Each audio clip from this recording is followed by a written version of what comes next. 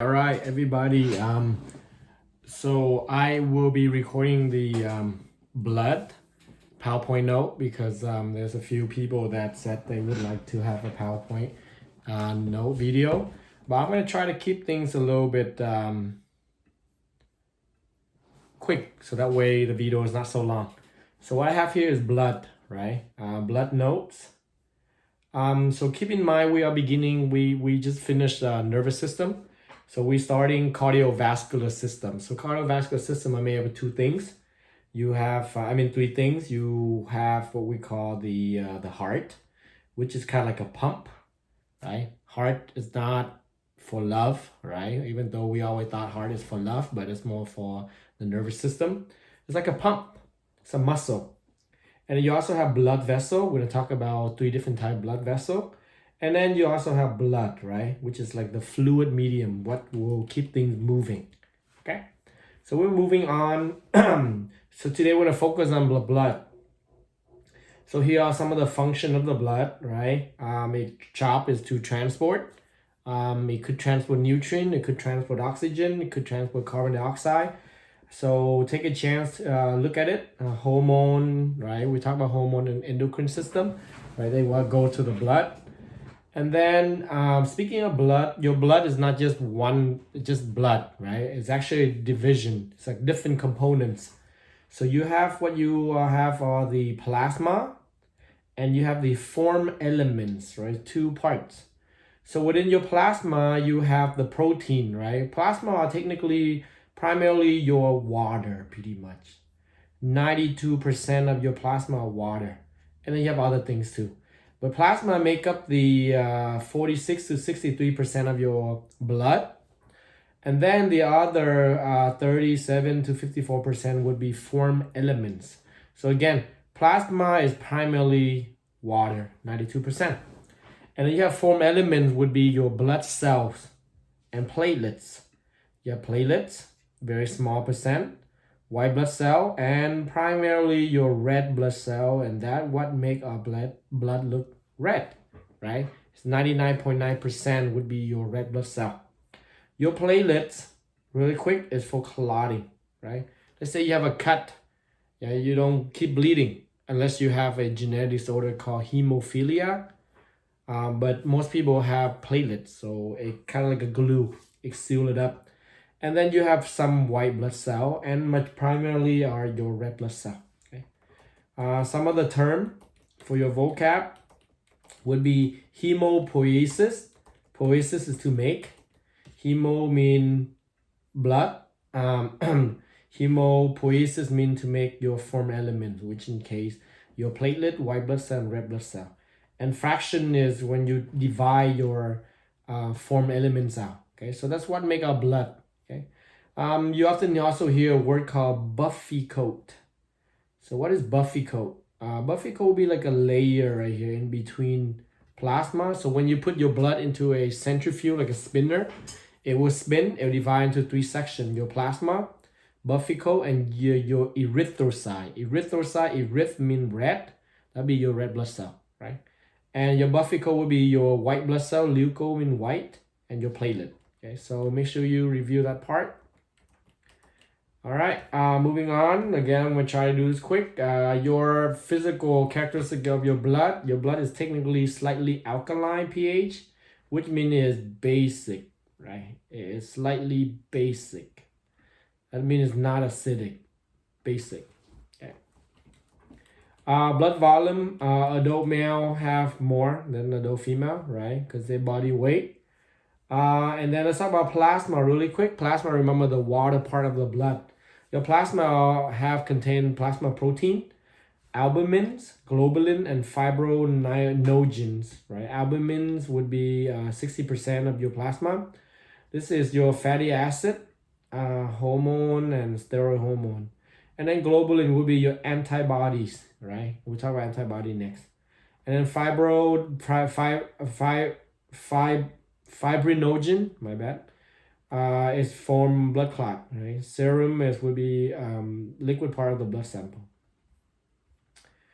And 90% of your plasma are made in the liver. So liver is very important. So that's why people that have liver problem or kidney, they have to they have to do dialysis, right? Okay. And then beside your plasma, you have the biggest part of your blood. I mean, your form elements, right? Beside white blood cell and platelet, your red blood cell is 90% of the form element. Remember, around 60% of your blood is plasma, and then form element will be around 40%. Within that 40%, your red blood cell make up 99% of the blood. Your red blood cell are made of protein called hemoglobin. So hemoglobin is a protein. Job is to bind and transport oxygen. But don't forget, it also carry carbon dioxide, bring it back to the lungs so that way you can breathe it out. People tend to mistake that it carry only oxygen, but it does carry both oxygen and carbon dioxide. And the affinity, like how they bind to each of the molecule, depending on if there is that molecule or the other. Okay, we'll talk about that next. All right, hemoglobin, it's a protein. So this is your red blood cell, and again, your red blood cell make hemoglobin. Let's talk about the protein to make your red blood cell. So this is your red blood cell here. You have hundreds, you have multiple of these hemoglobin protein. Each of these hemoglobin have 4 heme or iron base. Iron, 1, 2, 3, 4. Each iron will carry 1 oxygen or 1 carbon dioxide, right? And that is why people tend to say that when they smell blood, it tends to be irony. And that's because your red blood cell are technically proteins that carry iron base. Iron Fe, right? Iron Fe. All right. Your red blood cell affinity for oxygen depending on 2 things, temperature and pH. Okay, this is what I'm going to explain. This is what we call the hemoglobin dissociation curve. This is going to be hard to understand, but I just want to keep it simplified because later on when you go to college, you probably have to understand this. So your hemoglobin dissociation curve, this is your normal red blood cell association. I mean hemoglobin association to oxygen. Okay, our focus, remember, a red blood cell carry oxygen, right? Our focus, but they also carry carbon dioxide. So when do they pick up carbon dioxide? When do they release oxygen? Well, it depending on temperature and pH. Okay, so looking at this graph, let's say you have your body, you have around 81% oxygen lying around.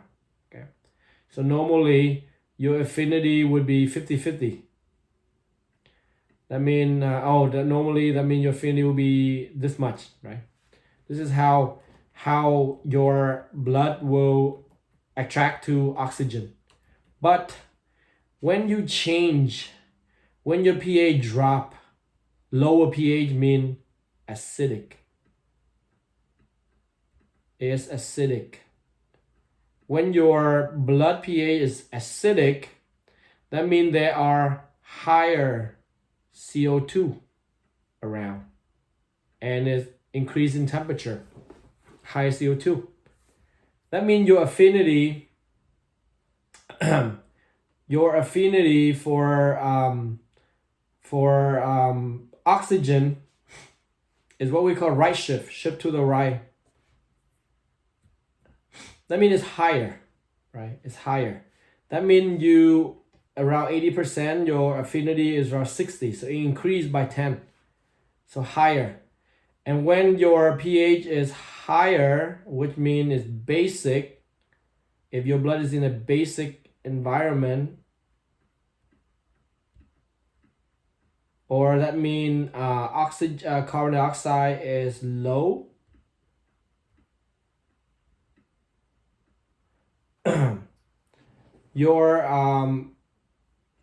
your affinity or lower temperature, affinity is low. That means instead of 50, it's only around 40. You see? So hopefully you can just follow me. I also include a more simplified version.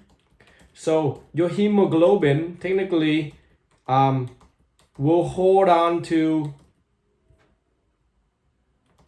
will hold on to oxygen more strong affinity when you have right here. Oh, reduce my bad. Reduce oxygen affinity when there's too much carbon dioxide. So technically, to simplify it, when you have too much carbon dioxide around, your hemoglobin will release the oxygen faster and pick up the carbon dioxide. On the other hand, when there is lower carbon dioxide or higher pH, your hemoglobin will pick up the oxygen more because there's more oxygen. Make sense? So the affinity for oxygen is higher.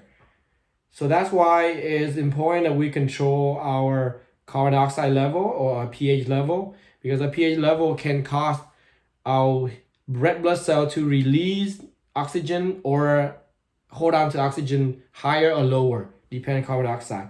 And so take a look at this graph again. Okay, you have a question? Let me know. So again, left shift mean that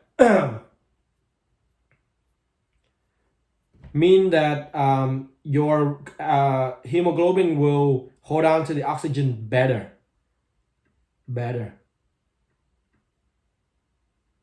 Because there are less carbon dioxide or higher pH. Right shift mean it is hold on to the oxygen, not better, right? Not. Make sense?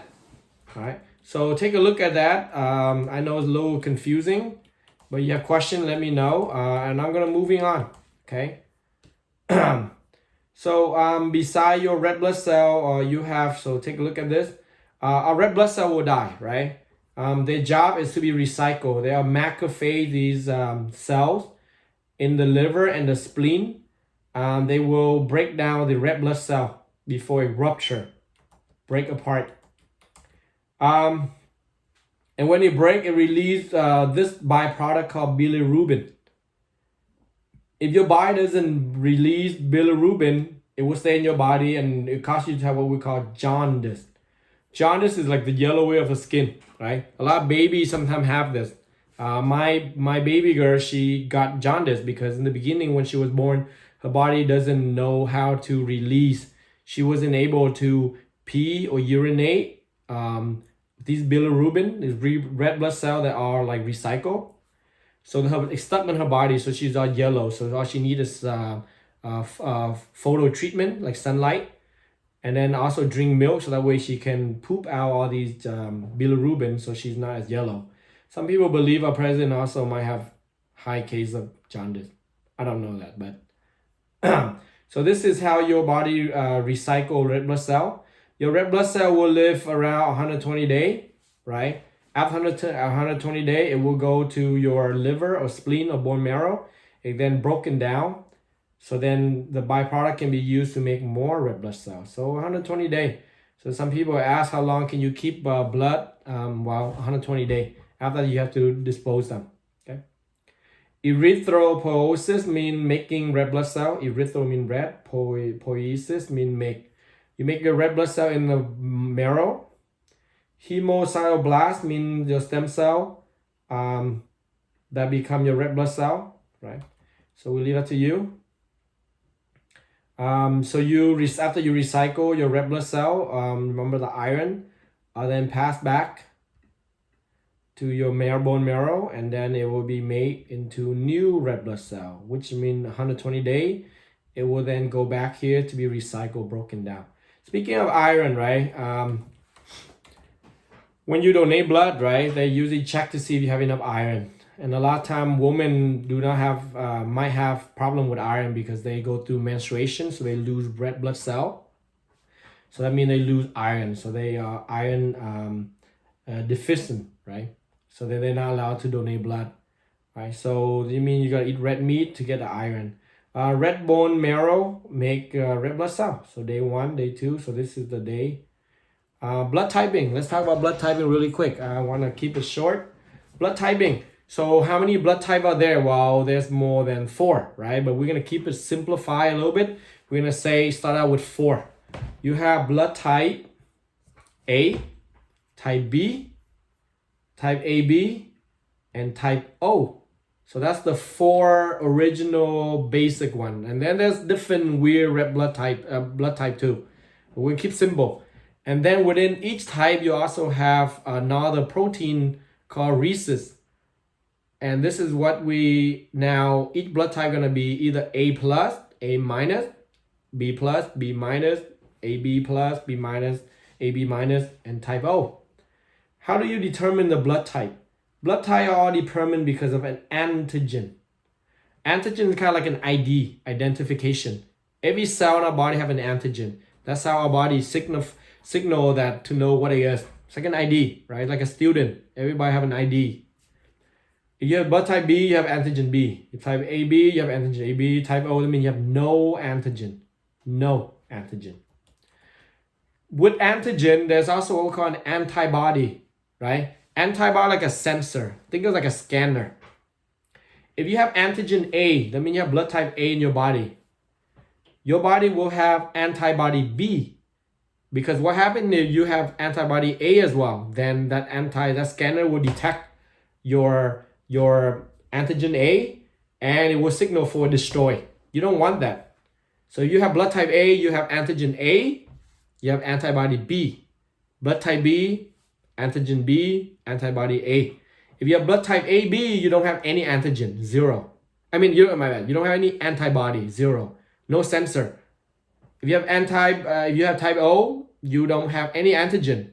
So that means your body have antibody A and B. Okay, so keep that in mind, right? So review this because we will also have a pop quiz. Okay, so the next word I want to go over is what we call agglutination or agglutination. When you have the wrong type of blood enter your body, your antibody will signal that and clump. So let's say you are blood type A, all right? That means you have antibody B. Now let's say you receive blood type B into your body. Antibody B will signal that it's not your blood. So it destroy, it agglutinate, it clump together, right? If you have blood type B, your antibody will be A. So if you receive blood type A, then you have antibody A that come and signal that it's not supposed to be there, so it'll be destroyed. Okay, and that would help us to determine blood type. And then you also have the D antigen, what we call the Rh factor, what make it positive or negative. If it's positive, that means you have it. Negative means you don't have it. Okay, so like here, this is hemolysis. If you receive the wrong blood, okay, you have opposite antibody will detect it. So how do we determine blood type really quick? Blood type, let's say you have a blood test. Let's say this person is blood type A positive. Okay, but let's say we don't know this person is A positive. Well, you put in the blood into this antibody A, antibody B, antibody D, which is positive or negative, okay? So this is what we call agglutination, clumping. So that means this is antibody A. That means if I put a unknown blood type, if it's type A, that means it will clump. If it's type B, it doesn't clump because there's no bonding for it. And then this also means it clump. That means it is positive. So this person would have blood type A positive. Okay. So that's how you identify blood. And this is what my wife does in her blood bank department at USI Medical Center. So let's say you don't know this person is AB positive. Why is it AB positive? Because when you put this person blood into A, it will clump. Because this person A carry an antigen A, antibody A will clump, agglutinate. This person also carry antigen B, so it will clump. And then positive, so positive, okay? And then O, that means this person doesn't carry any antigen. So when you put in antibody A, nothing. Antibody B, nothing. And then O. So then review this part, okay? This is also very important because for pregnancy, usually the first child is not a big problem. Sometimes positive, negative does affect, not for male, but primarily for the mother. Sometimes the mother might be negative, A negative, B negative, AB negative. That means that the mother doesn't have an antibody, right? An antibody, an antigen, an antibody for rhesus or antigen D. But let's say this mother have a child, a baby, and the baby is positive instead because it's genetic. And you know the mother and baby share their fetus blood together, their blood together. So the first pregnancy is not a problem, right? The first pregnancy is not a problem. Fetal blood, they are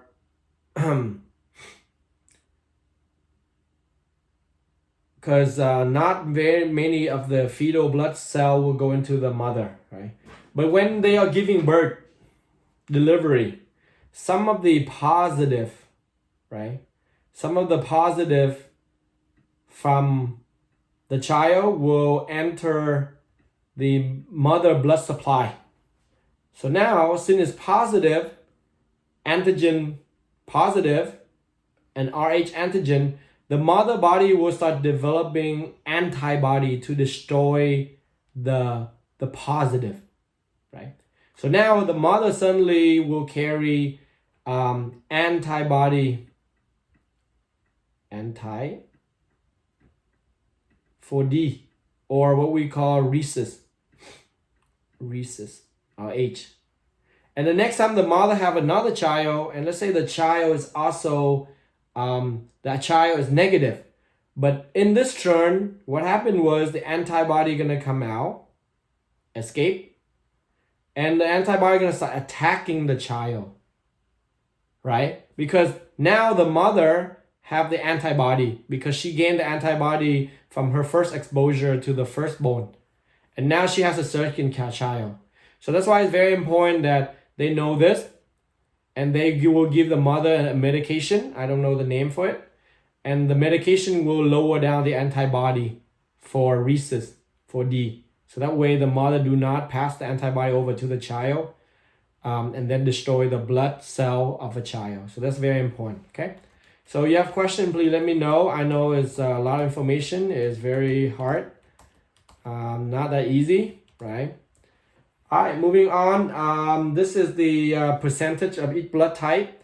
Surprisingly, majority of the human on earth are blood type O, which is good, right? Because blood type O that means it doesn't have any, blood type O doesn't have any antigen, zero antigen, right? So that means when you put the blood type O to anybody else, the body don't recognize that. So blood type O is what we consider universal donor, right? So then what blood type is considered universal recipient? Like they can receive any blood type. And that will be AB. Because your blood type AB, you have antigen A and B, so you don't develop antibody A and B. So you can receive any blood, right? So keep that in mind. Speaking of white blood cells, so I'm going to go over this quick. White blood cell, there's different type of white blood cell, neutrophil, eosinophil, basophil, monocyte, lymphocyte. Some of the important white blood cell are from the lymphocyte family, what we call T cell and B cell, right? T cell is your, technically this is what make up your immune system. It is cell-mediated immunity. T cell, when you have something weird, bacteria, virus come in, your T cell will come and destroy them, okay? Signal. And then you have B cell, which is like memory cell. This will allow your cell body to make antibody and also remember. So the next time when that micro will come in, bacteria, virus come in, your body know how to fight them. T cell and B cell. Okay, leave it there. And then you also have natural killer cell, detect, destroy abnormal cell tissue, right? So T cell, which is strengthen your immune system. B cell is which give you like the memory, and you have natural killer cell which destroy. Right? There are different type of white blood cell disorder, leukopenia, I mean abnormal white blood cell, leukocytosis, I mean abnormally high blood cell. And then of course we often hear leukemia, which is extremely high white blood cell count. When you have too much high white blood cell, that means it's gonna go on and it will destroy it will compete. It will compete and destroy the red blood cell, and that means you have lack of oxygen, right? All right, and then we'll talk about platelet, right? So read it. And hemostasis, that means when you have a cut, what would be the step, right, to heal back? So again, you cut, the first thing is vasal constriction. I mean your blood vessel will close, and then you will have platelet. Remember the glue that will come in glue, and then that's it. So I'll leave it there. I don't want to make it too long for you guys. So read the note. So it's still 25 minutes. All right. Bye-bye.